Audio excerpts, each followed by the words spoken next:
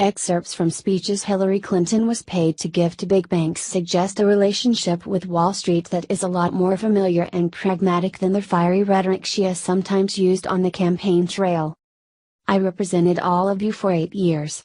I had great relations and worked so close together after 9/11 to rebuild downtown, and a lot of respect for the work you do and the people who do it, she told a Goldman Sachs symposium on October 24, 2013. But in transcript of her comments, found in an email included in a release by WikiLeaks on Friday, Clinton went on to say that the financial crisis had demonstrated the importance of bank regulation. I think that when we talk about the regulators and the politicians, the economic consequences of bad decisions back in '08, were devastating, and they had repercussions throughout the world. NPR has not verified and the Clinton campaign has not confirmed the authenticity of the emails. But the campaign has not disputed the veracity of some contents that have been widely reported. In another speech, to a San Diego law firm, the former Secretary of State praised some of the people she knew on Wall Street, but also said she wasn't afraid to work against their interests. When I was a senator from New York, I represented and worked with so many talented, principled people who made their living in finance.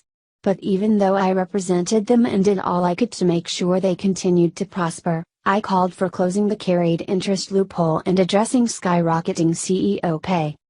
The excerpts were contained in an email to Clinton staffers from Campaign Research Director Tony Kairk. The speeches were delivered after she resigned as Secretary of State but before she started her presidential campaign.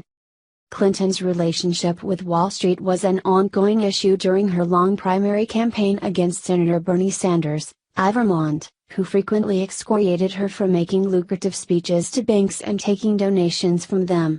He also frequently called on her to release transcripts of her speeches, which she has refused to do.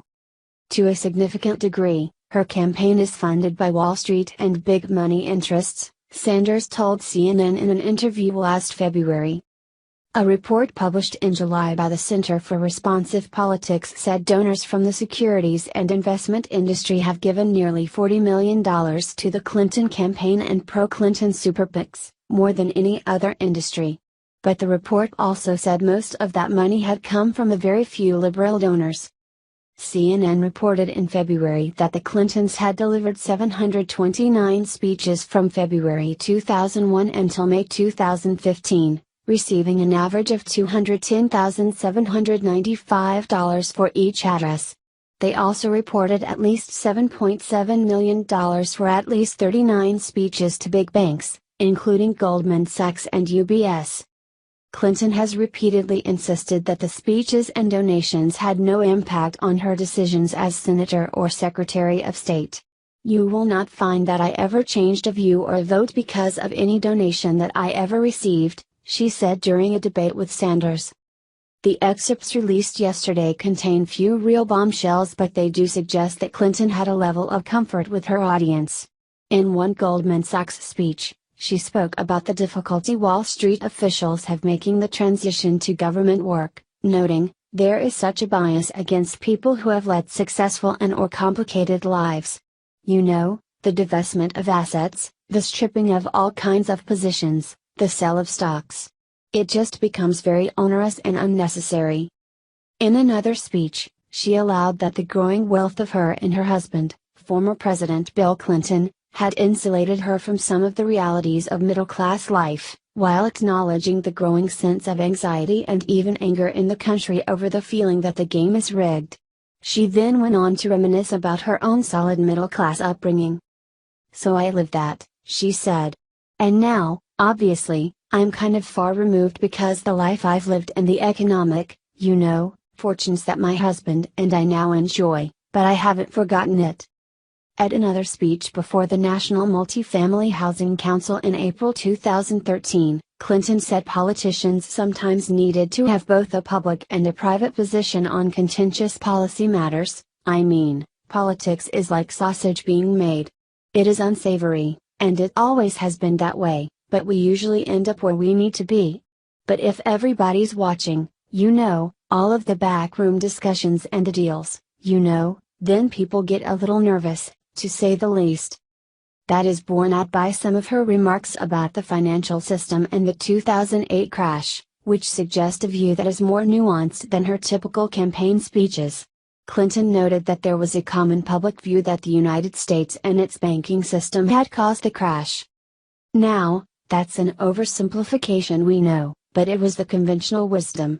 And I think that there's a lot that could have been avoided in terms of both misunderstanding and really politicizing what happened with greater transparency, with greater openness on all sides. You know, what happened, how did it happen, how do we prevent it from happening, she said to Goldman Sachs in October 2013.